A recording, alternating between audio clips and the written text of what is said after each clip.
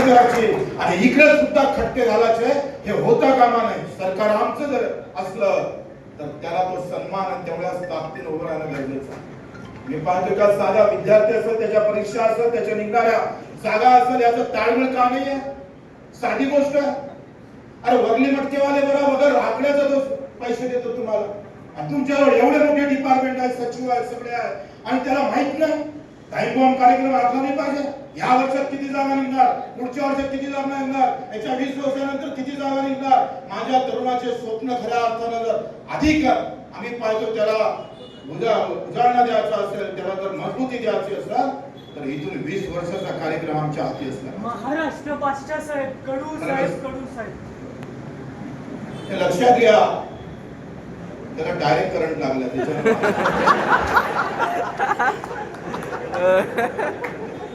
लक्षात घ्या का ही जी व्यवस्था म्हणजे शेतकऱ्याला पिकाच्या भावासाठी लढावं लागेल आणि पिकात त्या जमिनीत कामही करावं लागेल, हे काही शक्य नाही आहे.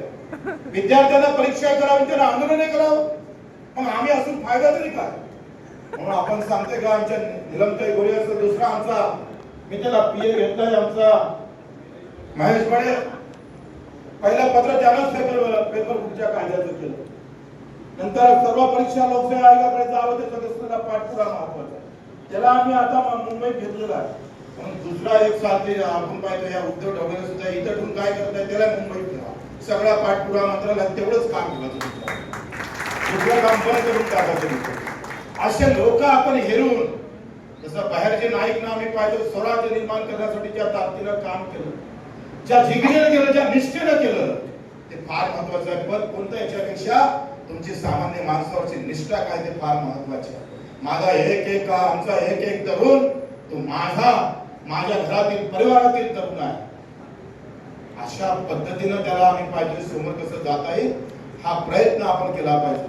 मित्र, आपण पाहतोय का हे सगळं करत असताना आज आपण पाहतोय का महापरीक्षा पोर्टल असेल, अधिक काय सगळ्या काही भरती होत असेल, तुम्ही सांगा काय जीवार येतं माणसाच्या, का मार कष्ट केले, मार मेहनत केली, आणि पेपर कुठला असं जेव्हा कानावर येतं तेव्हा सगळं आम्ही पाहिजे हातातून गेल्यासारखं असतं. श्रीमंताचेच पोरं नोकरीवर लागत असतात आणि मेहनत करणारा प्रचंड ताकदीनं आम्ही पाहतोय अभ्यास करणारा तरुण जर या पेपर फुटीतून आम्ही पाहतोय माग सरकत असतं, याच्यासारखं पाप नाही.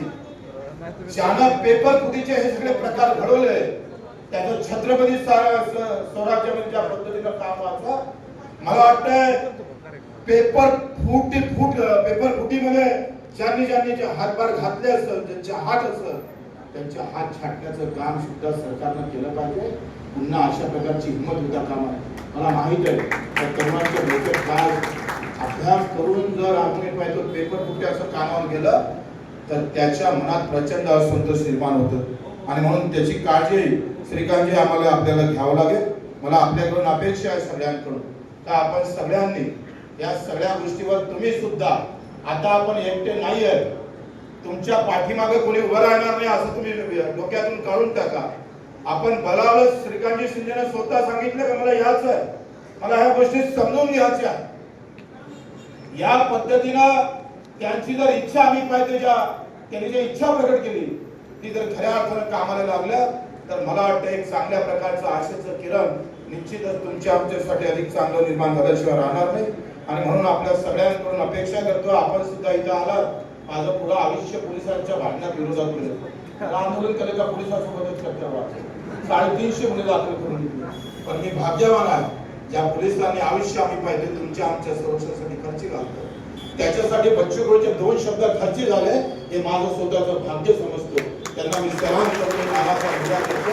आपल्या सर्वांना खऱ्या अर्थानं पुढच्या आयुष्यासाठी शुभेच्छा देतो आणि हे 2 शब्द संपवतो. जय महाराष्ट्र.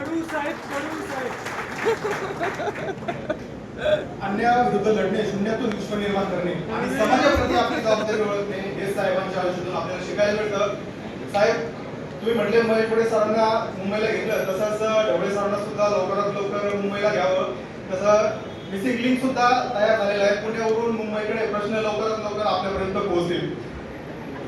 माननीय माजी आमदार रवींद्र धंगेकर साहेबांचं व्यासपीठावर आगमन झालेलं आहे.